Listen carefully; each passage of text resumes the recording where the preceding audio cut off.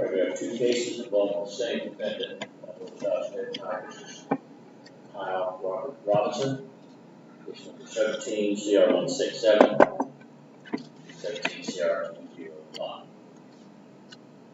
President will be stable matters and case.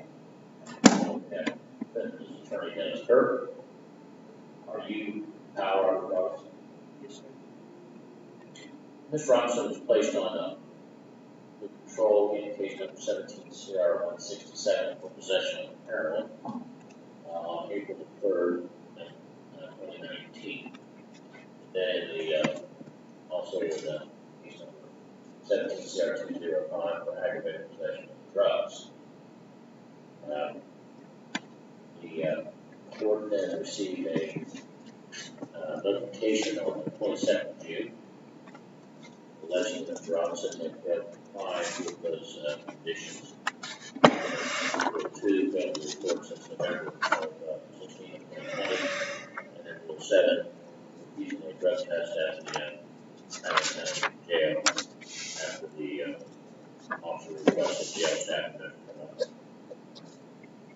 the defendant was notified of the violations and appointed Mr. Burke to represent him and set another hearing today. Now, Mr. Burke, we had an opportunity to review the allegations with the client.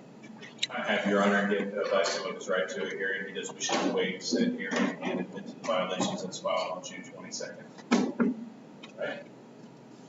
Mr. Robinson, you do have a right to have a hearing in this matter, which is what we're here for. There's the state, the prosecutor would have to present evidence of witnesses that would satisfy the court's belief that you have a finding that you have failed to comply. And right now, your attorney cross-examine those witnesses, ask them questions, try to figure out that to help your side of the case. You have the right to present testimony on your own behalf. All witnesses on your own behalf to testify for you. Although you're not, you can testify on your own behalf, you wish, but you're not required to do so. You don't against you in any way. Now, in the event that you are found to have violated these conditions, whether it be by your own admission or by a hearing in the court finding that they have proven the allegations, one of three things can happen. I can continue to remove control under the same conditions previously ordered. I can continue with additional conditions that are appropriate, including extending the term of probation to up to 5 years. The third, most serious, is that I could vote for remove control, send you to prison for 12 months on each case and fine you $5,000, $2,500 on each case. So there could be a total of 24 months and $5,000 in fines. Do you understand all of that? Yes, sir. Has anyone promised you anything or threatened you in any way against you to admit to these violations? No, sir. All right. Do you have any questions at all about what the allegations are, what the possible consequences are if you admit to these allegations? No, sir. Do you understand? Yes, sir. Right? And do you admit or deny the allegations? I admit. All right.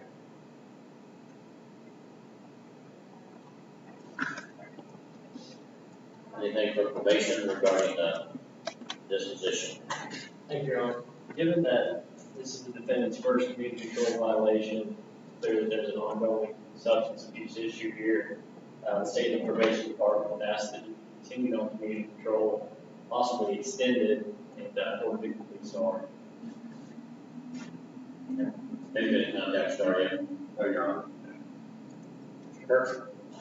Thank you, Your Honor. I would ask the court to continue community control. Did speak with Ms. Sturgill. She does believe he could be a possible candidate for drug court. She would need to do a formal assessment to determine that. So we would be open to drug court as well. In regards to Star, he's open to going to Star. He was at Star one other time, but because of his medical conditions, his leg is amputated, and he's facing potential of having the other leg amputated. Not sure if Star would take him or not, so he's open to Star as a possibility. He did indicate to me the reason for the relapse was the medical things. He was doing fine and then got the news that he might lose his other leg, and he reacted, as he now states to me, inappropriately and turned to the wrong means of coping with it. And so that's why we're here today. but would ask the court to continue community control and consider drug court or any other appropriate treatment. Thank you. Mr. Robinson, anything that you would like to say? Yes, sir. Just that I was doing good for close to 2 years, a year and a half to 2 years. Just checking in, paid off all my fines. It was just my first mess up, so and that's it.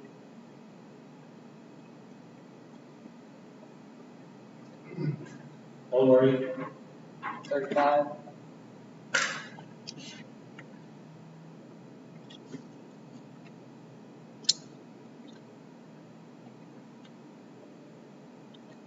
Are these your only felony convictions? Yes, sir. You're not in prison before. No, sir. What's your medical condition that's caused you to lost your leg? I have spinal cord. I was in a bad car. I was a passenger in a car wreck and broke my back. So I'm paralyzed from the waist down. I don't feel nothing. And so it's like I get any kind of open wound or anything in it, it just gets out of control really fast. That's why I have a big. What's your current health condition with your other leg? They're wanting to take it now. Yeah, I have an ulcer the size of a $50 in the bottom of my foot. It's down to the bone. They've done 3 surgeries on it. Yeah, that's all. All right. Well, I'm going to continue under committee control with additional conditions. I'm going to extend your term by, let's see, 1 year. The time that you were not reporting is also told, so that's added to it. So the year plus the time that was told from the time the warrant was issued for you. Secondly, is that have you complete residential treatment and aftercare. I'll refer you for evaluation with the drug court. At this point, I don't think that these candidates will star in contact. But with your health situation, I seriously doubt they're going to be able to take you in that program, particularly if you may have to go surgery. So I think another residential setting is probably more appropriate in Africa.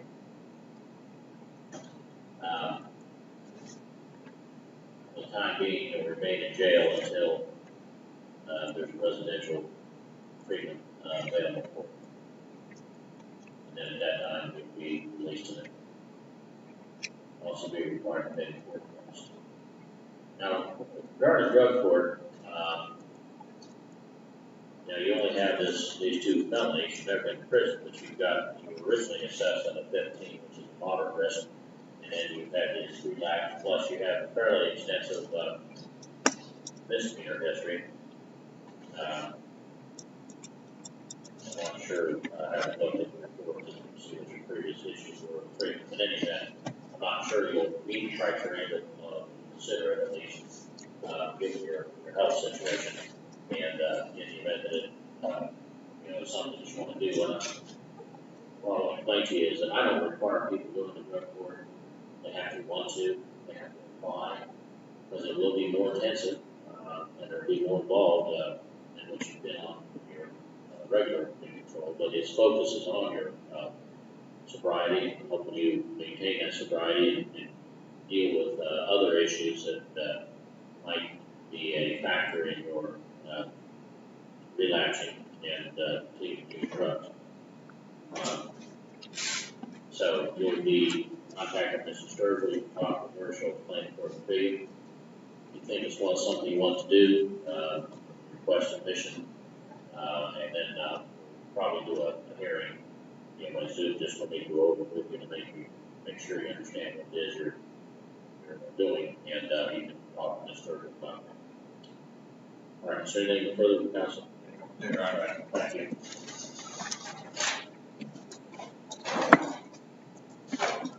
Stephen Monty.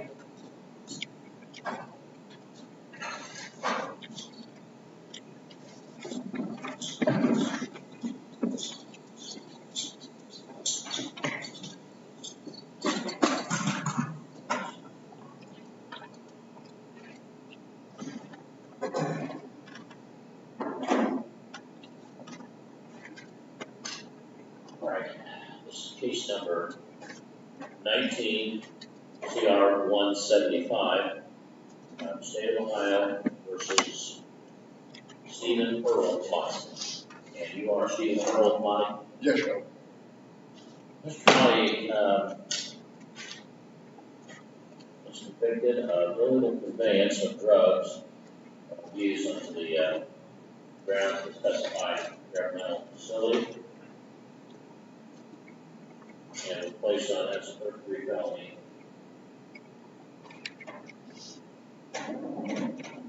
Was placed on control on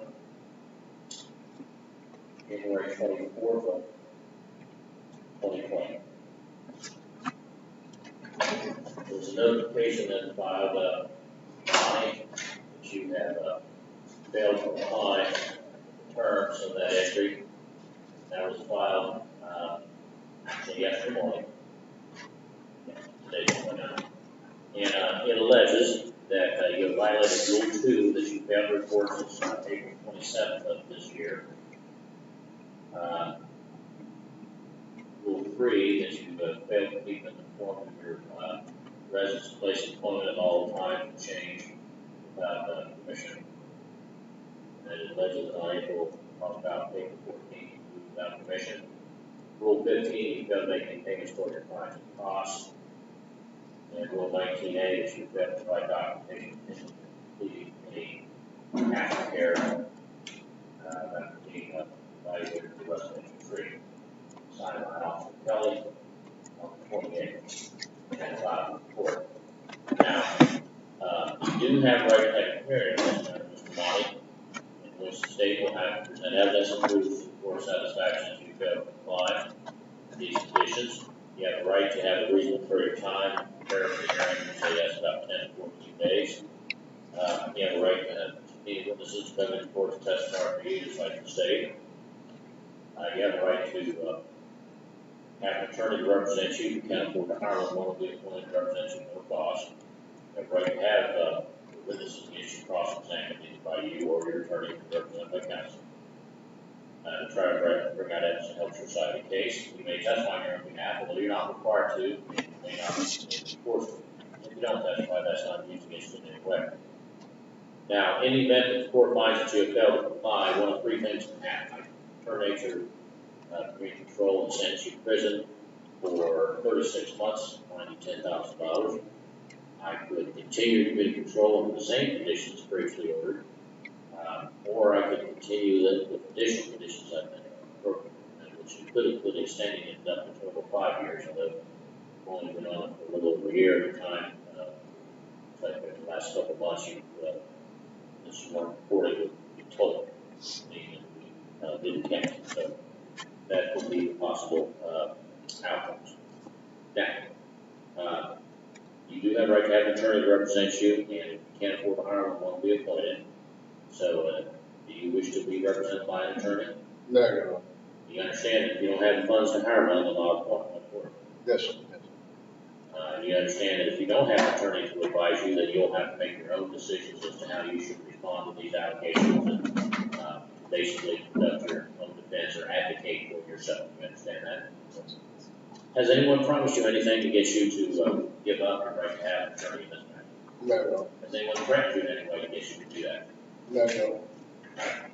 Well, if you wish to give up or waive the right to have an attorney, you'll need to sign a form that's be put in the file, term for the file that this is your decision.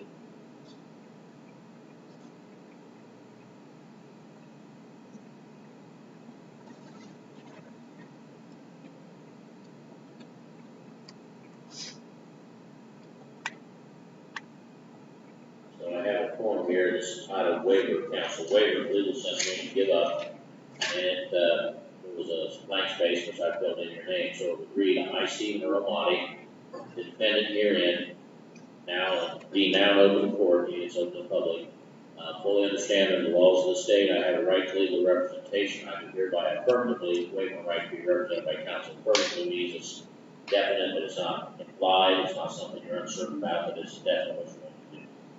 Now, you can change your mind at any time, up to the point where if there's a finding that you have violated, and then I'm making my decision as to how to dispose of it. But any time up to then, you can change your mind, and I have people do that all the time. No problem, and we'll just set the matter for hearing when the attorney's recommendation. Do you have any questions? No. Yeah. So is this, your decision is you want to waive, give up your right to have an attorney? Yes. I'm gonna have Dale give this meeting, take a look at that, if that's what you want to do, sign the form, and, we'll be giving up the right to have an attorney.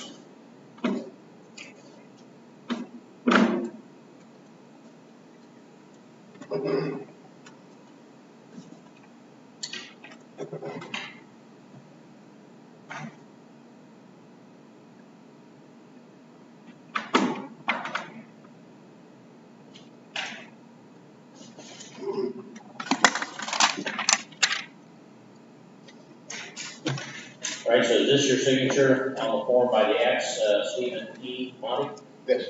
Okay. You understand that this, means that you're giving up, or waiving the right to have a court appoint an attorney to represent you in this matter? Yes, sir. Okay. Now, do you have any questions about the allegations, in the, notification, Mr. Monty? No. Okay. Yes. All right, well, the next step in the case then is, for you to either admit or deny. And that's kind of like pleading guilty or not guilty. So if you deny, you're saying that you are denying that you violated or that you're refusing to admit it, you're wanting to have the state prove the case against you and to have a hearing. And then we would set the matter for hearing about 10 to 15 days for both you and the state prepare for the hearing and speak witness. And then, court makes a decision at that time whether or not the state proved the violations.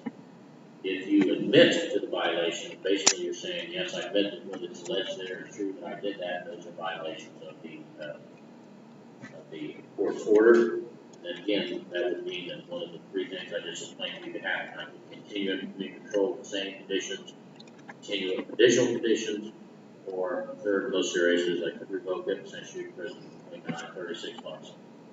You understand that? Yes, sir. Have any questions? No. Okay. And then do you admit or deny the allegations? Amen.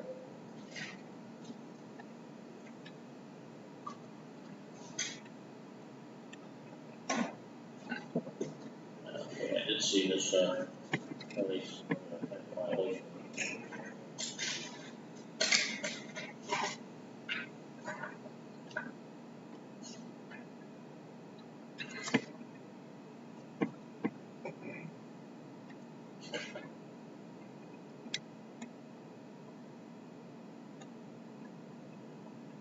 Did the defendant go into residential treatment, or was he just evaluated for outpatient? Your Honor, the defendant did complete Ken's place Waverly. When I spoke to him yesterday out of the jail, I did conduct a drug screening. It was positive. The defendant did advise me that he's homeless now. And the court would consider possibly sending him to STAR program at this point, residential treatment. That would be our recommendation. Okay. Molly, you have anything you'd like to say? No, Your Honor. I mean, I'd like to pursue with going to an outpatient though, because I never had a chance to go to outpatient. Because they cost me too much to go to the thrill, how much I get. Because I can find a place to live. I mean, how much you get, how much you're getting? Well, I mean, just it's a little too much. The thrill was 70 a session, which I couldn't afford 200 or something a week. So to follow up and go to the FRS, they would come and get me. First, because I never. Well, I noticed that they indicated, at the time you were evaluated back in December 19, you qualified for residential treatment free. Then you said you would talk with your probation officer. You did test negative at that time. So you've not been in any residential treatment? Outside here, no. They wouldn't take me at the Thrill, which is in my town, but I could get in there for that. Well, my question was, have you ever been in any residential treatment? So the answer is no. Is that right? In-house. Residential meaning in-house in this facility. Yeah, in Kent's place. You did go to Kent's place? Yeah. When was that? Last summer, I think. Did you complete it? Yes, sir. Oh, okay. All right.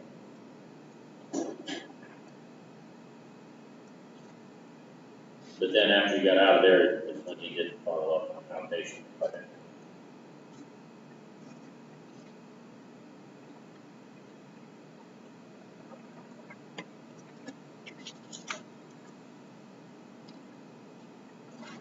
All right. What was the positive test for?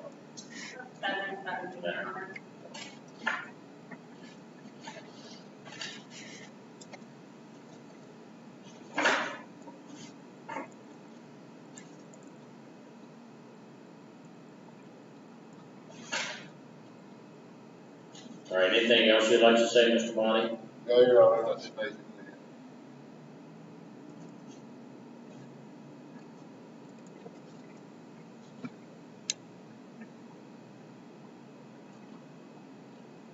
All right, well, I'm going to go ahead and continue on in control with some additional conditions.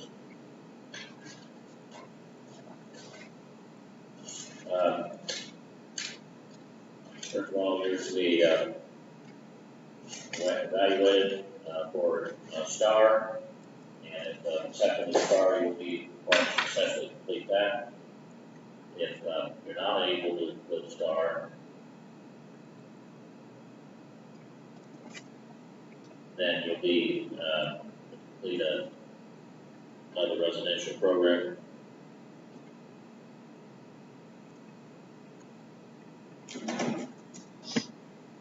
Residential treatment program.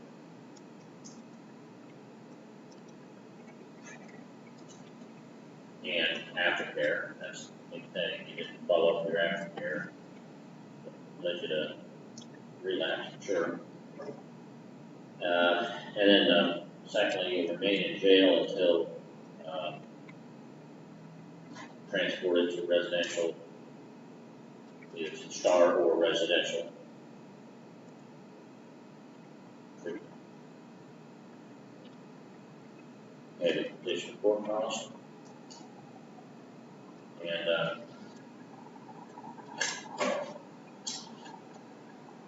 this point, I will not extend your term. I'll leave it at 3 years because it's a couple of years plus the time you for not reporting in April as added on to. So the last 2 months haven't counted. So we'll leave it the way it is at this point. All right. Do you have any questions, Mr. Monty? No. All right. Thank you.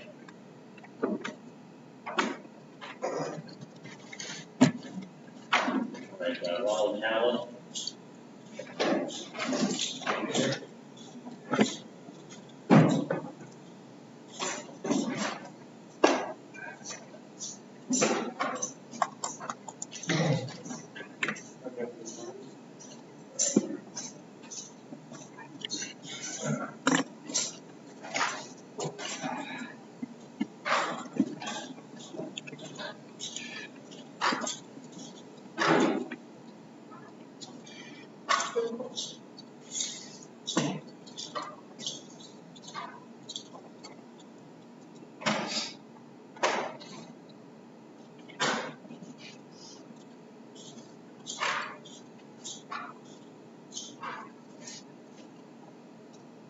All right, I have 2 cases here with the court will involve the same defendant, State Law versus Ronald Howland Jr. You are Ronald Howland Jr. All right, in case number 20 CR 15, defendant was convicted of failure to appear, a 4-3 felony. And then in 19 CR 209 was convicted of possession of heroin, 4-3 felony. Both cases is put under control. and that was on February 2020, and it was accepted into drug court document at that time. Now, the probation officer, Barr, is present along with the local coordinator, surgery. The court received a notification that from Mr. Carr yesterday, alleged that you violated Rule 2 and on or after 6/8/21 you failed to report to the probation department. Rule 7 on before 6/28/21 you spent all methamphetamines and marijuana. And Rule 3/13, I'm sorry, is that 2 counts on or after 6/7/21 you failed to attend aftercare at Albert House, and then count 2 that on or about 6/8/21 you left teenagers sober living house and never returned. That was signed by Officer Carr yesterday. There's a signature over here that looks like Ron Allen. It doesn't have a date on it, and it has your current address there.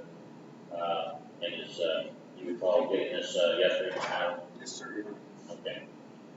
All right, now, Mr. Allen, you have a right to have a hearing in this matter, in which the state of the prosecutor's office will have to prove these allegations for the satisfaction of the court through witnesses and testimony and evidence. You have a right to have an attorney to represent you, to help you defend against those allegations, to cross-examine witnesses, to bring out evidence and help your side of the case. If you can't afford to hire an attorney, the court will appoint one for you. Now, you also have a right to have a reasonable period of time to prepare for that hearing, and that is usually about 10 to 14 days. It gives you time to consult with an attorney if you have one, to subpoena witnesses, and to prepare your case. Now, you're also permitted to testify on your behalf, although you're not required to. You're not required to do so. And if you don't, it won't be used against you in any way. You have rights to subpoena witnesses come to court on your behalf. Well, in the event that it's found that you have violated these conditions, I can do one of 3 things. I can continue community control, continue with the drug court with the same conditions, or I can continue additional conditions that I think are appropriate. Or the third, the most serious, is that I could terminate you from the drug court and terminate your community control and sentence you to prison for 18 months on each charge for a total of 46 months and fine you a total of $10,000. Now, do you understand the allegations? Yes, sir. And you understand the possible consequences? Yes, sir. Now, you do have a right to have an attorney, and if you can't afford to hire one, the court will appoint one for you at no cost. Now, I haven't received a financial disclosure form from you. Do you wish to have an attorney represent you? Yes, sir. You understand that if you can't afford to hire counsel, I'll appoint one for you, it won't cost you anything. And you understand that if you don't have an attorney, you'll have to make your own decisions as to how you should respond to these allegations, and you'll have to basically advocate for yourself. You understand that? Okay. Has anyone threatened you in any way or promised you anything in case you could give up your right to have an attorney? Yes, sir. This is your voluntary act, Yes, sir. the decision. All right. I'll have to get a form here that has to be signed and you put it in the file for written confirmation that this was your decision in here in open court.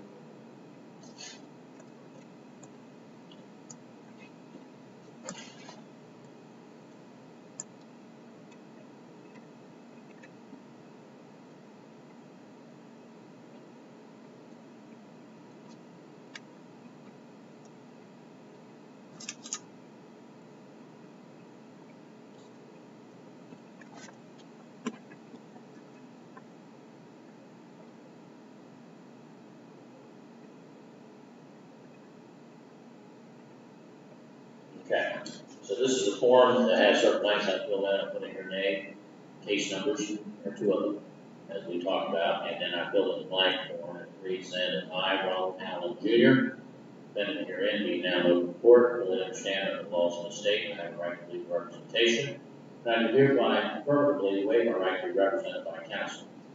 And so this is what we giving up your right, and affirmatively means you're definite, it's not uncertain or questionable, that you're definitely stating this is what you want to do.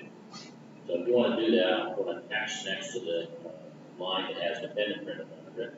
If you sign this form, then that's, you're saying that this is your decision, that you want to give up the right to have an attorney appointed by the court. Now, if you decide that after we I've read this to you, after you read it, that you want to have an attorney, that's not a problem. No upset at all. This continue the matter for a couple of weeks to give you time to meet with your attorney to respond to the charges and be ready for your hearing. Now, do you have any questions? Thanks, sir. And this is what you want to do? Yes. Okay. I'll have to be able to show you that form. If you want to give up the right to have an attorney, go ahead and sign it. If you want an attorney, don't sign it, just tell me, and then we'll set, get you an attorney so you have a hearing.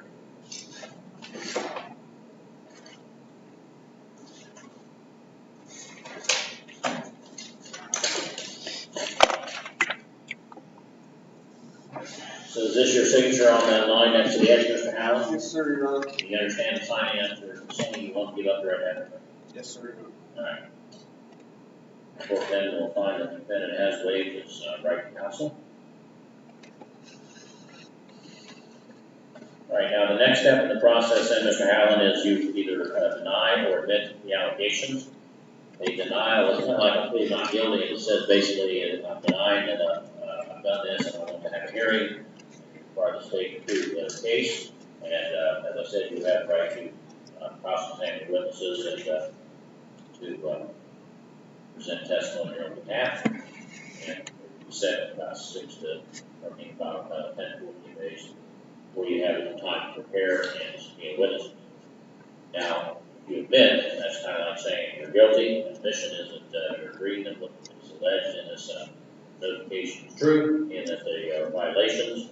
And then that would subject you to one of the three things I indicated, which would be to continue under state control and in the drug court, continue with additional conditions I think are appropriate, which could extend the term, and also drop you from drug court, which I'm very for. Or the third, most serious, is like revoke your control, terminate your drug court program, and sentence you to prison on each of the charges for 18 months consecutively for a total of 36 months and a fine of $10,000. Yeah, $10,000 fine. Do you understand all that, Mr. Howland? Yes, sir. Do you have any questions at all? No, I don't. So you admit or deny the I allegation? admit it. Right.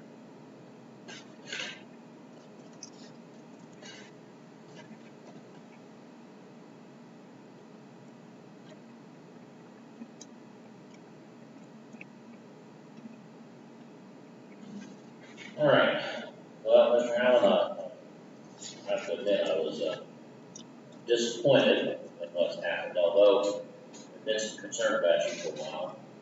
I tell you that usually look like crap, and lost some weight, and you're not the same guy that was up in here to drug court.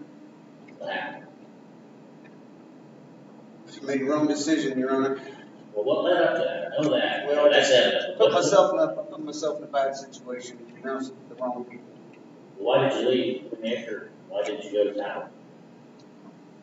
Like I say, after I made that choice to be around those people and make that choice to pick up that drug, I had no longer had a choice. You know what I mean? Have you been arrested for anything? No. Never. So where were you staying? Just, running around, Different people? yeah. Out at Erskine's farm and just running with a lot of bad people. So what do you think caused you to do that? Make a decision on my own instead of listening to other people that wanted better for me. Like you guys, Yeah, but you did so well for so long. I mean, surely you thought about what's, of course, Oh, yeah, I you've only beat been in myself custody for up. a couple of days and you're still probably. Trust me, I'm sitting out there beating myself up. Sure, I understand that. But I mean, I'm trying to figure out, what was the stress or what was the trigger that caused you to do this? Tell me what you think. I think a lot of it was just my back working, and my back wouldn't let me do a lot of different things.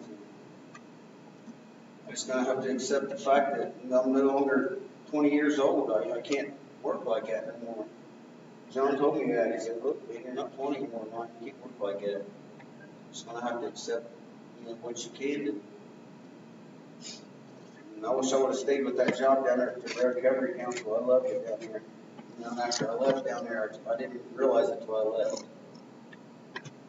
I kind of think that that was everybody's thought, that he didn't seem to be as happy and as well adjusted at Silver Acres, or Clean Acres, which is not a reflection on that, it's just a whole different environment for you, and, I kind of wondered if you regretted that you had done it. I know why you did it, you wanted to get a better job, make more money, but, yeah, that's not surprising to me. Sometimes I get too big a hurry to pay stuff off, like my fines and stuff. I just need to hang in there and pay it randomly as it comes. So you wanna stay in drug court? Yeah, I'd like to. Okay, well, Mr. Mr. Marr? Your Honor, I do feel like he has really done great things in the past year. This is his first formal violation. I think it's probably going to take him a little while to figure out exactly what went wrong, but it definitely wasn't a good place for him, and we kind of saw that coming. He has been approved and accepted back to the Recovery Council. They are willing to pick him up at 10 o'clock tomorrow, and I've made arrangements with Heather to get his belongings to him maybe later in the week.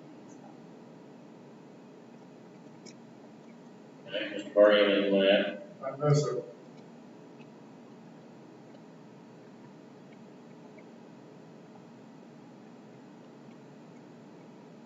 The Recovery Council, you say? Yes.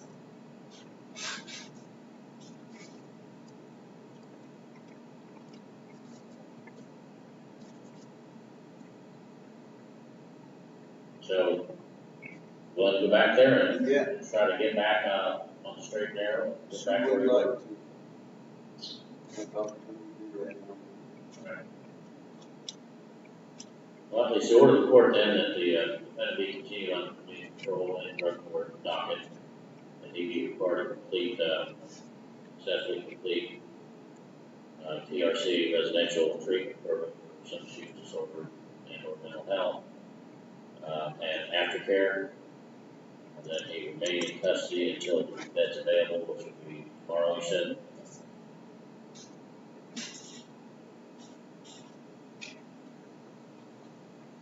At which time he'll be conveyed there, and the court costs.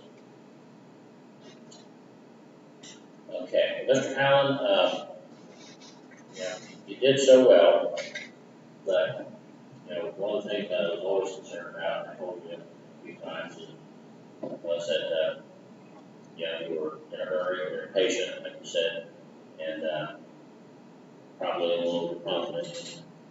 And I understand, and I'm saying this because now that I'm older, everybody kind of, I mean, I can talk about people's age, and I don't feel insulted because of, you know, if you think you're insulted, then I'm insulting myself.